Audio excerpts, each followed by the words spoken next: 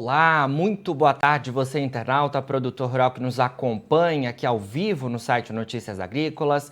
Estamos de volta com os nossos boletins e o destaque neste momento é para o mercado do petróleo, esse mercado que a gente tem acompanhado muito de perto, ao longo das últimas semanas, principalmente depois da guerra estabelecida entre Rússia e Ucrânia, com oscilações bastante expressivas para o óleo, mas é um mercado que a gente já vinha acompanhando e que já tinha aí chamado a atenção, ao longo deste início de 2022. E para isso, para a gente entender um pouco melhor essas recentes oscilações, hoje o mercado, por exemplo, recua nas bolsas externas, mas subiu bastante, nos últimos dias. Então a gente conversa agora ao vivo com o Heitor Paiva, analista de macroeconomia e energia da Hedgepoint Global Markets, para a gente saber aí as perspectivas para esse mercado, o que reserva em relação a esse cenário e também em relação ao mercado de combustíveis aqui no Brasil, porque no finalzinho da semana passada a Petrobras fez ajustes de preços que, é claro, refletem exatamente esse cenário de alta do petróleo, Então, muito obrigado, Heitor, pela sua participação aqui com a gente, ao vivo mais uma vez, viu? Obrigado, Jonathan. Boa tarde. Prazer estar aqui de novo. Boa tarde. Bom, Heitor, comecei aqui, introduzindo os nossos internautas em relação ao mercado do petróleo, Hoje a gente tem um recuo, mas é um mercado que subiu bastante nas últimas semanas, podemos dizer assim, E no finalzinho da semana passada, claro, acompanhando esse cenário e também outros fatores, porque a Petrobras não ajustava desde janeiro, os preços dos combustíveis, a Petrobras anunciou, essa alteração aí em relação aos seus preços, E queria saber o que motivou, na sua visão, essas alterações da Petrobras, por que levou tanto tempo aí para essa mudança? E a gente teve todo o repasse, Heitor, quando a gente olha o cenário internacional do petróleo, nos preços reajustados pela Petrobras? Perfeito. Bom, na verdade, a Petrobras ficou relativamente muito tempo sem reajustar, tá? Isso a gente já vinha chamando o risco de desabastecimento no mercado, na verdade, mesmo antes do início do conflito, porque, bom, o petróleo, na nossa visão, já ia atingir $100 independentemente desse conflito, Porque o lado da oferta estava muito forte. Então, o estopim foi justamente a Rússia ter invadido a Ucrânia e ter colocado medo nos mercados futuros de petróleo, O que fez a cotação atingir quase $140 na semana passada. E daí chegou no momento que a Petrobras não tinha mais o que fazer, A gente sabia que as refinarias estavam produzindo já o máximo que conseguiam, e mesmo assim não era suficiente para o mercado interno, então as importações continuaram ocorrendo. Só que, sem repassar, a atratividade econômica desse negócio de importação ficou bem baixa. Inclusive, a gente teve várias distribuidoras nesses 2 últimos meses, mais recentemente, um pouco antes da semana retrasada, a gente teve uma grande distribuidora aqui no Brasil, na verdade, controlando a distribuição de diesel, porque você estava com uma dificuldade de importar em função de a Petrobras estar praticando preços abaixo da paridade internacional, E assim, o risco de desabastecimento em um país que não tem uma capacidade de refino tão grande como é o caso do Brasil é real. E esse é o problema de você segurar o preço. Eventualmente, os importadores não conseguem fazer esse negócio e a economia vai ficar à mercê, de preços, fica à mercê, na verdade, da falta de produto. Respondendo a pergunta se a Petrobras repassou todo o aumento que teoricamente tinha que ter sido feito. Não, ela não repassou, ainda existe para o diesel e para a gasolina, bastante espaço para a Petrobras aumentar o preço ainda, tá? A gente calcula que, assim, você olhando para os principais portos de importação de combustível hoje no Brasil, para a gasolina você está quase a 40 centavos, eu acho, abaixo do mercado internacional, e para diesel 35 centavos. Então, sim, existe sim ainda um espaço para aumentar, os preços dos combustíveis e dos repasses, tá? De qualquer forma, acho que é importante colocar que a Brasília tem tido algumas movimentações para controlar essa alta de combustíveis, com as PECs no Senado, mas além do problema da alta do petróleo, porque com o petróleo acima de $100 não tem muito que se possa fazer. O petróleo está caro, tudo vai ficar caro. Mas o câmbio também é uma coisa que está influenciando, porque, sim, R$ 5, o câmbio caiu um pouco, desvalorizou, tal, mas R$ 5 ainda é um preço muito desvalorizado em relação aos anos anteriores. Então, O petróleo e o câmbio são os principais, né, desafios hoje para a questão energética brasileira. Com certeza, como a gente sempre costuma falar, né? 2022 começou aí com grandes emoções e deve ser realmente um ano que a gente deve acompanhar muito de Com perto, certeza. né, Heitor? Imagino que para vocês aí, principalmente que acompanham o mercado de energia, vocês sentem muito de perto isso. Bom, queria saber de você, né? Como que ficam diante desse cenário que a gente tem agora com essa alta do petróleo recente? Como você falou, bateu cerca de US$ 140 o barril. A gente tem hoje até uma correçãozinha, mas como é que ficam as perspectivas, né, da Redpoint em relação aos preços dos combustíveis no Brasil, com todo esse cenário? Porque na nossa última entrevista a gente deu algum panorama de preço, uma média pelo menos de preço, de projeção de vocês da Redpoint. Com esse cenário dos últimos dias, como é que ficam os patamares de preço? Vocês fizeram alguma revisão nisso? Na verdade, a gente continua ainda com nossa perspectiva, né? Considerando que as margens de lucro na cadeia de distribuição ela não se alteraram, a gente continua com a média para a gasolina C no estado de São Paulo entre 6,80 e 6,90, tá? Para o etanol, 4,70 e 4,65. Mas é claro, a gente sabe que existe espaço, né, para as margens distribuidoras aumentarem, que normalmente pode ocorrer em períodos assim, é por isso que às vezes os postos praticam valores acima dessas nossas previsões. Mas, hoje, olhando, né, as curvas futuras do petróleo, do etanol, na equivalência energética, a gente observa que tem sim, que o preço, teoricamente, aqui no estado de São Paulo deveria ficar entre 6,80 e 6,85 para a gasolina. Perfeito, Heitor. Em relação ao petróleo, você mencionou, né, que a Redpoint, a gente já no ano passado falava disso, de preços em cerca de US$ 100 o barril. Esse patamar foi rompido, né? A gente até atualizou também as projeções ao longo desse ano na nossa última entrevista, mas vocês também fizeram mudanças em relação ao preço esperado ao longo desse ano de 2022 para o petróleo no cenário internacional, Heitor? Bom, assim, o petróleo está muito volátil, né? A gente está vendo que o mercado futuro, principalmente, tem dias que cai assim US$ 15, depois ele recupera, né? Em 4, 5 sessões até ultrapassa esses valores, né? Então, sim, uma previsão de curto prazo para o petróleo é muito difícil de fazer, porque você tem hoje o governo dos Estados Unidos fazendo manobras geopolíticas com países aí como o Irã, Venezuela, mas assim a gente tem que olhar, né, para um cenário de 3 a 4 meses para a gente ter uma previsão mais tranquila, né, sem muito mais blindada dessas volatilidades de curto prazo, né? E em 3 em 4 meses, quais são os fundamentos que devem continuar na mesa, né? Então, assim, o lado da oferta é um fundamento muito importante para a gente, porque a gente não está vendo, na verdade, tanto na OPEP quanto nos Estados Unidos, a oferta crescendo da forma como normalmente ela faria com o petróleo a US$ 100, ou pelo menos a mais de US$ 100, né?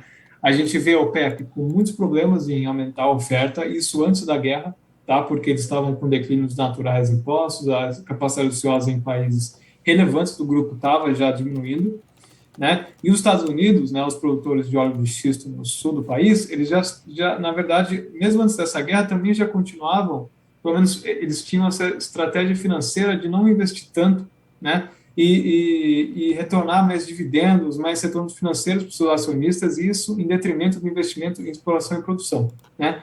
Só que a situação fica um pouco mais delicada agora com a invasão da Ucrânia, desculpa, porque a OPEP, né, como eu disse, ela já vinha tendo problemas de aumentar a oferta, e caso, né, a Rússia comece a ter dificuldades em exportar o seu petróleo, por mais que você não tenha ainda sanções ao petróleo e gás russos tirando os Estados Unidos, esse vácuo da OPEP não conseguir aumentar a oferta vai ficar ainda maior, porque sem uma Rússia eles vão ter que aumentar muito mais a produção. Só que a gente sabe que existem limites estruturais dentro do grupo agora que os impedem de fazer isso. Então, assim, o lado da oferta continua muito importante para a gente, porque a demanda ela continua se recuperando aos níveis pré-Covid, e mesmo com essa alta de preços agora, né, a gente tem visto muitos analistas falando que isso pode fazer com que a demanda caia, porque o preço está muito caro, a pessoa vai ter que gastar em outras coisas, mas é fato que a gente está vendo, pelo menos no G7 e em alguns outros países emergentes, muitos subsídios aos combustíveis. E quando você coloca um subsídio, né, no combustível, você está diluindo né, o efeito da alta do preço na demanda. Então, você pode estar atrasando a destruição de demanda por alto preço, pela alta dos preços, e justamente fazendo com que a demanda fique resiliente. Então, o que você tem hoje, né, e deve continuar pelo menos para o próximo trimestre, próximos 6 meses, é uma oferta tendo dificuldade de aumentar, né, e uma demanda bastante resiliente e ainda sendo, né, alvo de subsídios. Importante colocar também que quando você olha para o xisto americano, é importante falar que sim, o investimento lá está aumentando, né? Isso, eles não estão tão inertes assim também. Mas é fato também que a inflação nos campos de petróleo está muito alta. Então você tem falta de trabalhador nos Estados Unidos, você tem alta do preço da eletricidade, alta do preço do cimento, metais que se usa na perfuração de poços. Então, assim, na nossa análise, você pode aumentar o investimento nos Estados Unidos, mas a pergunta que fica, quanto desse investimento vai de fato influenciar a produção ou vai ser só para repor o custo? Então, de novo, a oferta para a gente vai continuar bastante inelástica a preços, ou seja, sem muita influência de preço, e a demanda deve continuar, né, crescendo mesmo que lentamente, porque os governos estão subsidiando o consumo. Certo, excelente análise, Heitor.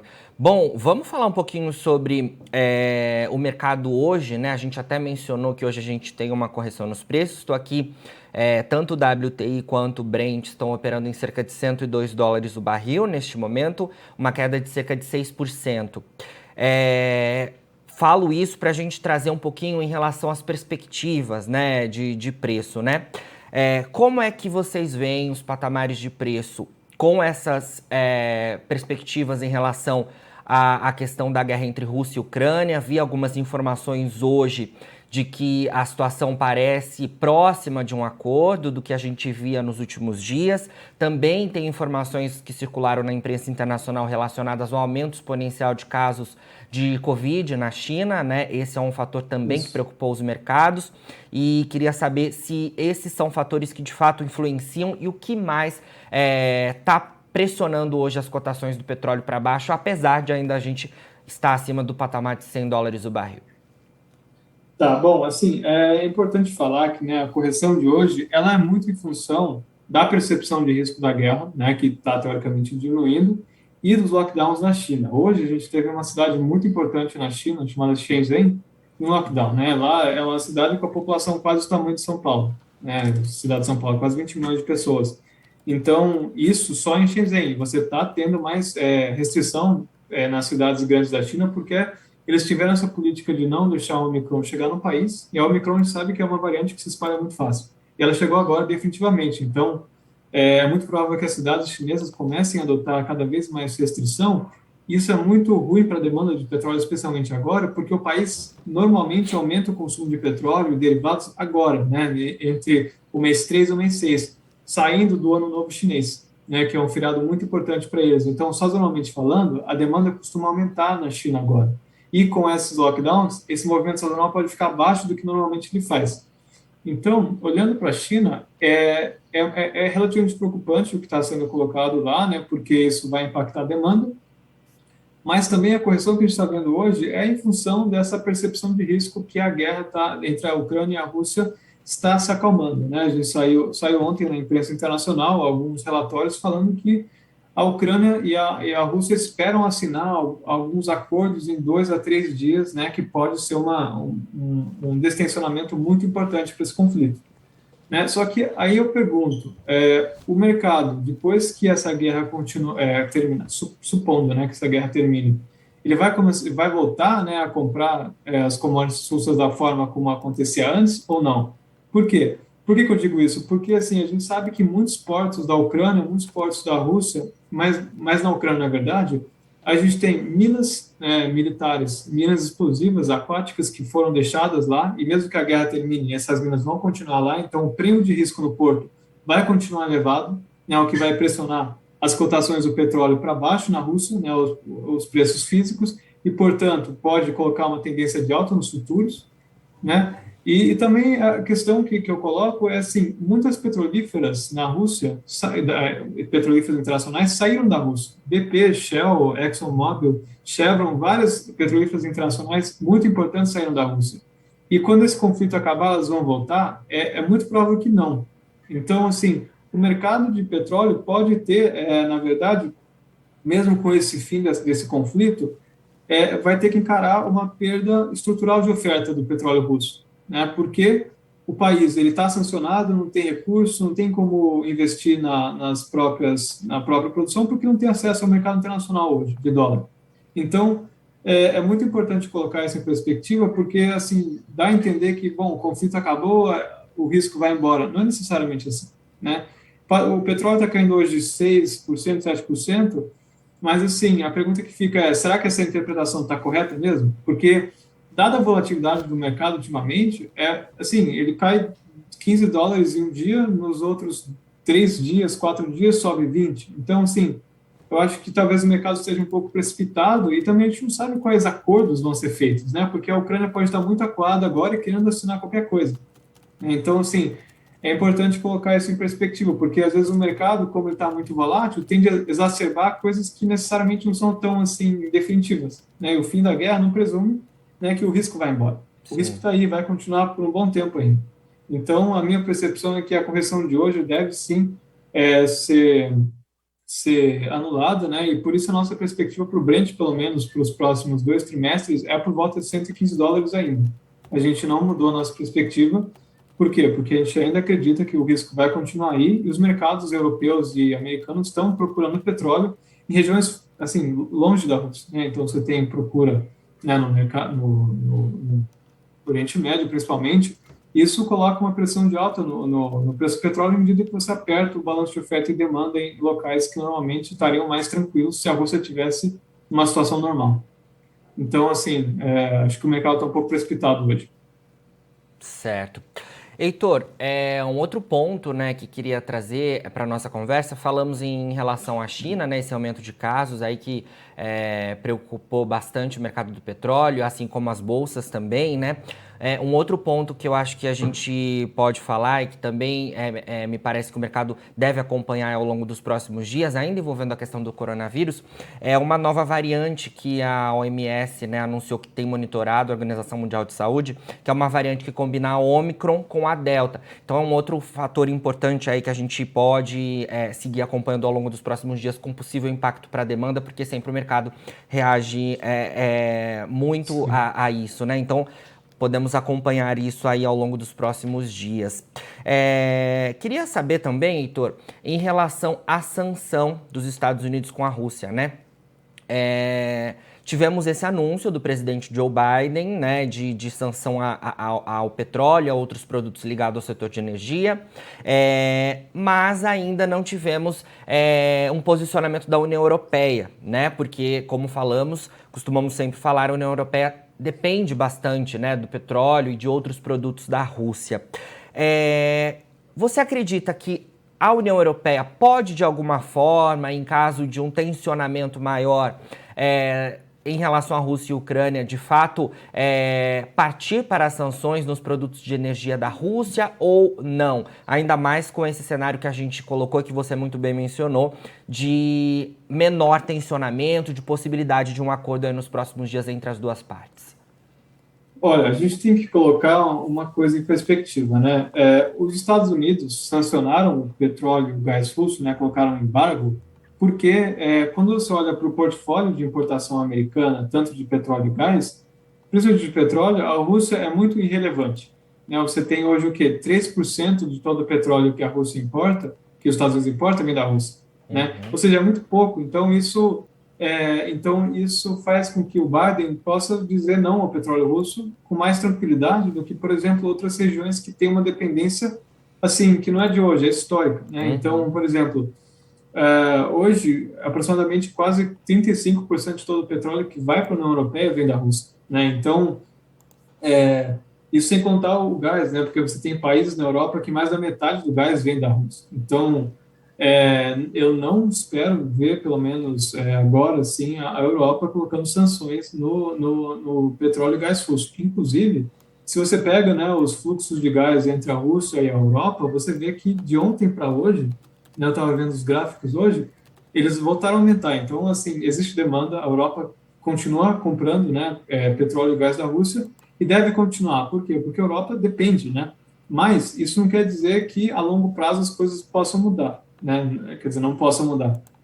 Porque quinta-feira ou sexta-feira da semana passada, a presidente da União Europeia disse que até 2027 a Europa não vai mais comprar nem carvão, nem gás, nem petróleo da Rússia. Então, assim, a longo prazo, sim, é evidente que a Europa quer se desvincular da Rússia. Mas a curto prazo, isso é meio que impossível, porque você tem que, assim, preparar o terreno. Você tem que construir portos de importação de gás liquefeito, você tem que voltar com as usinas nucleares, você tem que, né, buscar outras fontes de gás e petróleo, principalmente nos Estados Unidos, né, e no Oriente Médio. Isso exige tempo, e a Europa, né, é uma economia que não tem, ela é deficitária em energia, então ela não pode ficar assim. Ela não é aqui nos Estados Unidos que produz mais do que exporta petróleo e gás. Então, assim, eu não esperaria ver de curto prazo, né, a Europa parando de sancionar, desculpa, sancionando os fluxos de energia russos. Até porque isso não é um movimento só da Europa, né? Porque, por exemplo, a gente está vendo a Índia tentando comprar petróleo da Rússia com pagamentos entre rublo e rúpia indiana, né? Então, assim, o mercado, ele quer comprar petróleo russo. Por quê? Porque o petróleo está muito caro no mercado internacional e a inflação em todos os países está muito forte, né? Está muito alta. Não existe muito espaço econômico para que os países simplesmente façam o que nem os Estados Unidos fez. Bom, não quero mais petróleo russo porque tem uma guerra, mas, assim, os Estados Unidos, de novo, importa 3% só do petróleo russo, né? Os outros países muito mais. Então, eu não espero nenhuma sanção da Europa, pelo menos agora. Sim. Perfeito, Heitor. Muito obrigado aí pelas suas informações. Queria levantar também ainda envolvendo toda essa questão entre Rússia e Ucrânia, né?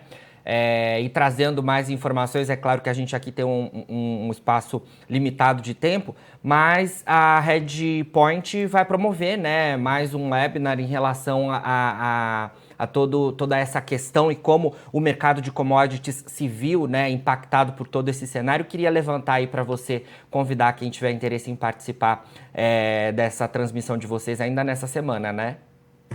Isso, no dia 17 a gente vai fazer um webinar aí, onde a gente vai colocar nossas perspectivas para os movimentos futuros nos preços das commodities, né? Porque a gente sabe o que já aconteceu em função da guerra, mas a gente vai estar respondendo perguntas assim do que a gente espera, né, que as commodities vão fazer depois que esse conflito acabar, ou pelo menos distensionar um pouco. E acho que é importante colocar, porque todo mundo sabe o que aconteceu, mas antecipar o que vai acontecer, né, ainda não é um consenso. Então fica o convite para todos que tiverem um interesse.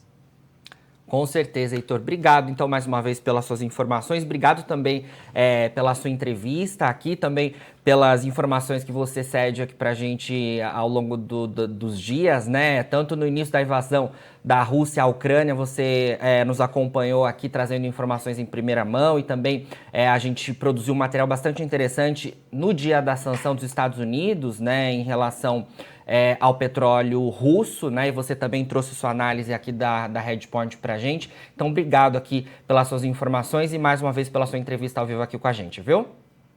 Eu que agradeço. Boa tarde, Jonas. Boa tarde. Bom, conversamos então aqui ao vivo com Heitor Paiva, analista de macroeconomia e energia da Redpoint Global Markets, e a gente falando então sobre as perspectivas para o mercado do petróleo, né? O mercado do petróleo hoje recua, mas na visão do Heitor Paiva da Redpoint, os preços ainda têm tendência de permanecerem firmes, né? Olhando o cenário de oferta e mesmo em caso de resolução, né, da tensão entre Rússia e Ucrânia, o cenário é bastante positivo ainda para os preços do petróleo. A gente também falou em relação ao mercado de combustíveis, porque a Petrobras, no final da semana passada, fez um ajuste de preço, né? Um ajuste até expressivo, porque há alguns meses que não ocorriam revisões de preços, né? E o petróleo foi acima de $100 o barril, chegou até $140 o barril, como o Heitor mencionou, nos últimos dias. E então a Petrobras fez uma revisão dos seus preços, né? Ainda assim, há possibilidade, há margem ainda para repasses, né? A Petrobras não fez todo o repasse em relação ao cenário de preço do petróleo. Há ainda margem para possíveis novas altas nos preços dos combustíveis. Aqui no Brasil é um cenário que a gente, é claro, vai seguir acompanhando, e você continua com a gente aqui no Notícias Agrícolas, sempre muito atento a isso, porque são questões que envolvem e muito as atividades da agricultura brasileira. Agora, na finalização dos nossos boletins, você encontra as nossas redes sociais, é só seguir a gente por lá para se manter atualizado sobre todas as informações do agronegócio brasileiro. E a gente segue daqui a pouquinho com os nossos boletins ao vivo também. Não se esqueça, Notícias Agrícolas, 25 anos ao lado do produtor rural. Participe das nossas mídias sociais, no Facebook, Notícias Agrícolas, no Instagram, @Notícias Agrícolas e em nosso Twitter, @Noteagri. E para assistir todos os vídeos, se inscreva no YouTube, na Twitch, no Notícias Agrícolas Oficial.